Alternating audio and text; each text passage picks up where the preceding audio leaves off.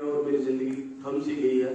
करीब 6 महीने से भी ज्यादा समय मैंने बिस्तर पे बिताया और मुझे बिस्तर पे करवट लेने के लिए भी मैं दूसरों पे निर्भर था।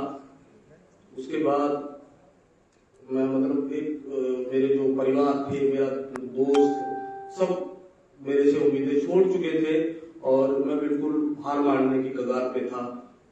लेकिन माता रानी की ऐसी कृपा मुझ पर हुई कि मैं व्हीलचेयर पर बैठने लायक हो गया था उस समय तक, और व्हीलचेयर पर बैठ के अपनी थोड़ा घूमना फिरना और थोड़ा बुनियादी काम करना मैंने शुरू कर दिए थे।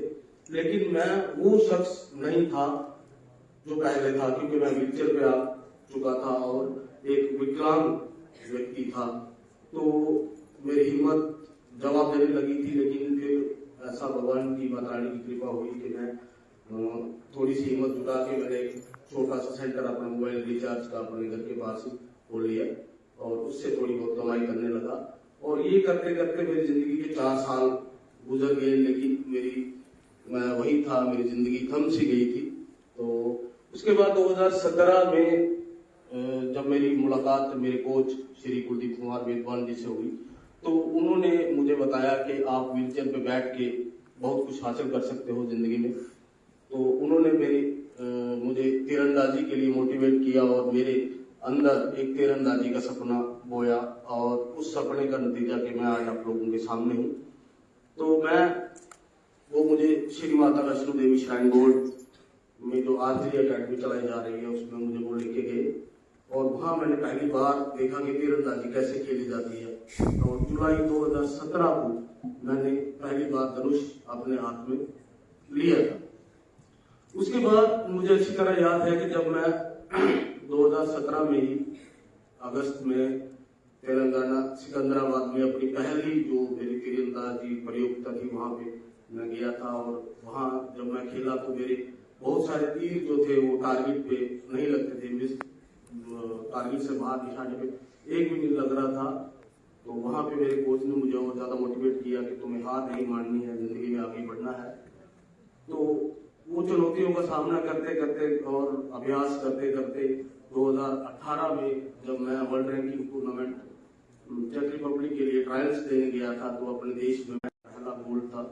2019 फेडर कप जब मैं खेलने गया तो वहां पे मैं कांस्य पदक जीता। 2020 में कोरोना काल में कोई कंपटीशन हुआ नहीं, तो 2021 जब स्टार्ट हुआ तो फिर मैं दुबई में 7th फेडर कप खेलने गया था, वहां पे गोल्ड मेडल लिया।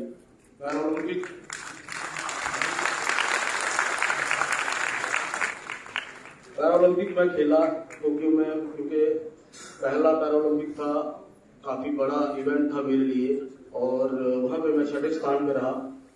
उसके बाद अभी 2023 में क्योंकि प्रयास करते जाओ, हमारे प्रधानमंत्री जी भी यही बात कहते हैं कि अगर खेल में 2 ही चीजें होती हैं, या तो जीतना है या सीखना है, तो हारना नहीं है। तो मैंने उनके सिद्धांत को फॉलो किया और 2023 में चैंपियन बन गए।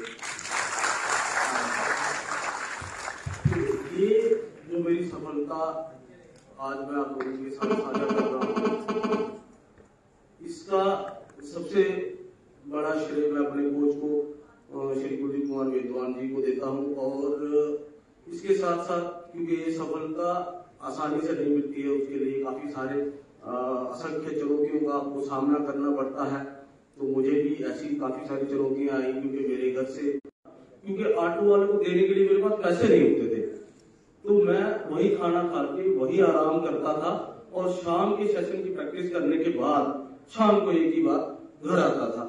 और दूसरा, मैं अगर आज आप लोगों के सामने ये सब साझा कर पा रहा हूँ तो उसका सबसे बड़ा कारण यह है कि मैं कभी छुट्टी नहीं लेता। आज भी मैं आप लोगों के सामने आया हूँ तो मैं अपने सुबह के सेशन की प्रैक्टिस करके आया हूँ।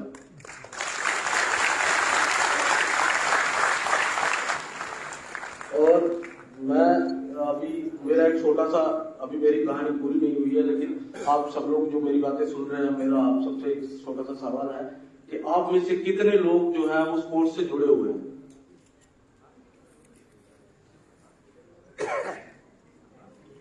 बड़ी अच्छी बात है, क्योंकि स्पोर्ट्स, मैं समझता हूं कि स्पोर्ट्स हमें बहुत कुछ सिखाता है। और कहानी में अगर मैं आगे चलूं तो मैं व्हीलचेयर पे होने के साथ साथ वो एक अच्छी तरह से अभी अपने सारे रोजमर्रा के काम करना मैं सीख गया। धीरे धीरे इंसान आगे बढ़ता जाता है, सीखता जाता है। मैं भी सीखता रहा हूँ।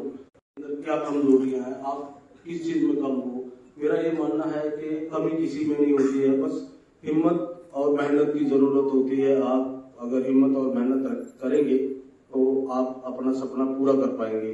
और मेरा सपना साकार करने में मेरे को श्री कुलदीप कुमार विद्वान जी, श्री माता वैष्णो देवी श्राइन बोर्ड और श्री माता वैष्णो देवी श्राइन बोर्ड के अध्यक्ष श्री मनोज सिन्हा जी का भरपूर सहयोग हमें रहा है।